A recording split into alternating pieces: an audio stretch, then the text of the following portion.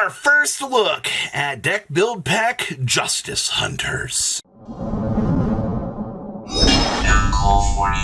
Make sure you guys smash the like crap out of that subscribe button so you guys don't miss out on more Oz content. Now, this is the kind of content that I have been wanting to see here, and I knew that we were going to be getting this stuff pretty soon because I always do the art reveals literally 2 months in advance out here, and we finally have our first look at this. So 3 new illustrations for the new theme in deck build pack Justice Hunters has been revealed.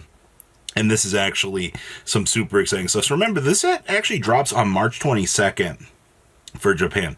That is quite a long ways away out here, but you know, it's going to be something for us to actually look forward to out here. So, what in the world is this first theme here? So this first theme is going to be they're called the Dragon Tail, which is kind of interesting on the forefront of things. And it is a fusion monster that harnesses the power of dragon demons in its hands. Now, I don't know how in the world you're supposed to create a theme for dragon demons out here.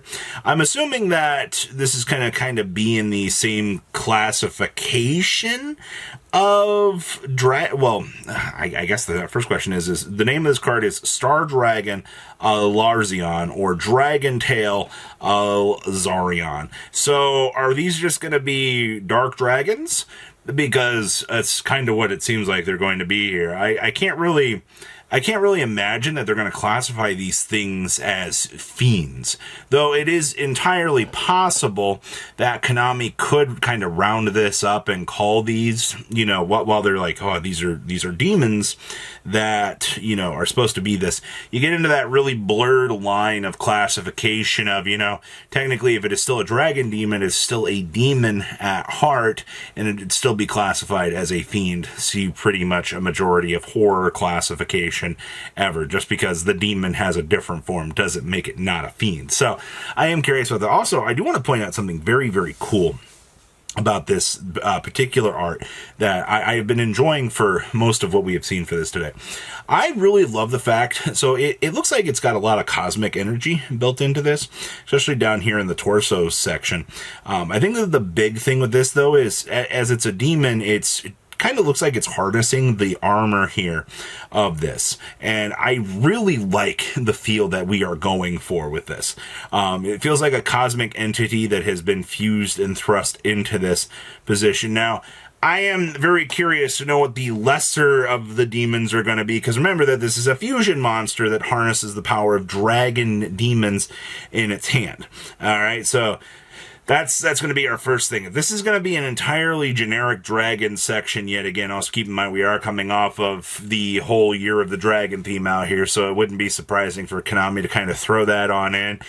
You know, I know we're technically already into Year of the Snake out here, but I wouldn't be surprised when the toss is in this, unless we're just going to call this completely fiend archetype and then kind of wash our hands with it and go, hey, we did it. We made you some new dragons, guys. But the art for this actually goes really hard. Also, there is a magical circle behind this. It's not entirely feasible to see what all that this is going to encompass, but it would be really cool that, you know, the fusion spell that kind of holds them together could potentially allow the demon to be split apart into its subsections so that you could do other things with it. I do kind of like that idea, but also, this could be a spellcaster. That would be freaking weird, man. Please don't do that. Please just make it a fiend monster. Alright, I know Breaker the Magical Warrior really broke that back in the day. Now, this next theme really, really, really, really, really wrenches me out here. This is the yummy archetype. Oh god, there are so many bad jokes that have already been said about this. So, yummy. It's a synchro archetype that captures a strange beast-type light attribute monster. Now, this is called Caspi Yummy Way. And what are we doing here? Like, what is going on with this, man? Like, I'm just, there's so much here. All right, well, first of all, I don't even know where to begin here. This art is still just got me messed up, man. It's cool that, this is a synchro archetype that's, is going to be involved with beast type and light monsters. Yeah, we need some stuff with that. I don't think anybody's really going to argue that fact, but okay, so this feels... I kind of been wondering if this was made by the same artist that did the Mulcharmies a little bit. It also feels very Madolche-y. Because, these feel like ice cream things trying to attack us out here. I'm not even... I see eyes floating here. It looks like our... Is this just like... It's just like a cat made out of ice cream? Is that what this universe is we have ice cream cats floating around out here? See a cupcake up here in the corner. We have a crab up here that looks like one of those things on Robin. There is... Truly, if there was an archetype that needed to be classified as aliens, this is it, man. Truly. I am also kind of... Is this it's like a little jello head that when you poke it, it just kind of rumbles through. See, this is the kind of stuff that I love out here. When you just have such a left field archetype like this, and you're just like, huh? What? I'm sorry. I'm just... This is what Yu-Gi-Oh! Needs to be. It needs to be off-the-wall shit like this that excites you. And I really have no words out here for what's going on in this archetype. Light beast support, you got the Madolche, the candy attacking you. I don't know if this theme is going to be super exciting, to tell you, to say the least. I'm hoping...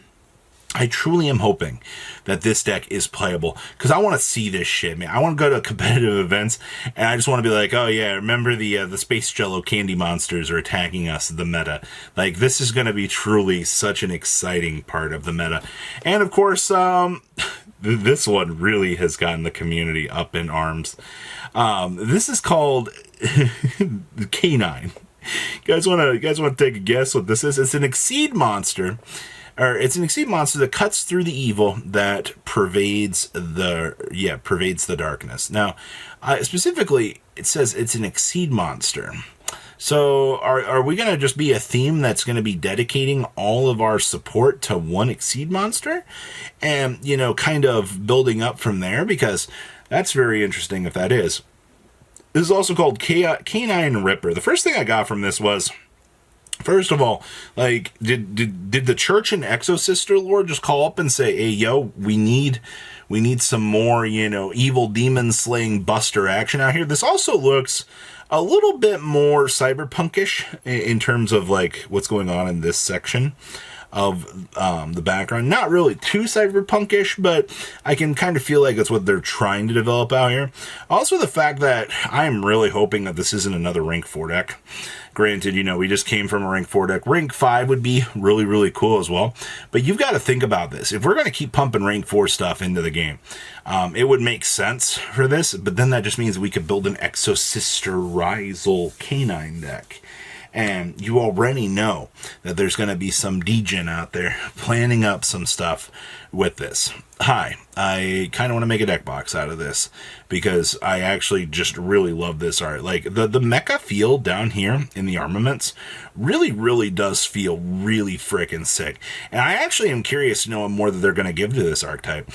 I am really hoping that this archetype is going to be massively playable, but, as is standard Yu-Gi-Oh! Player brain rot, people see waifu out here, and they go, oh my gosh. We will have our good news, everybody, though. You will have your first theme or two in, February? Because this set drops on the 22nd, so should be first theme, second theme in February, and then you'll have your last theme in March, and then the first 3 weeks in March will be card of the day, card of the day, card of the day, where they will give you the one card that they have hidden from the archetype that typically makes it look absolutely bonkers insane, and then we can all complain that this next deck build pack has, power crept the meta into oblivion. And of course, the March special edition of E-Jump comes on sale Tuesday, January 21st, and you know what? I'm loving these arts. I've got high hopes for this. So please, leave a comment down below. Tell me what you guys think. And I will see your beautiful faces back here later today, guys. Patrons, thank you.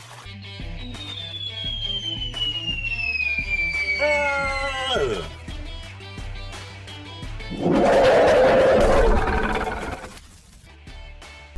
Thank you so much for watching. Check out these other videos.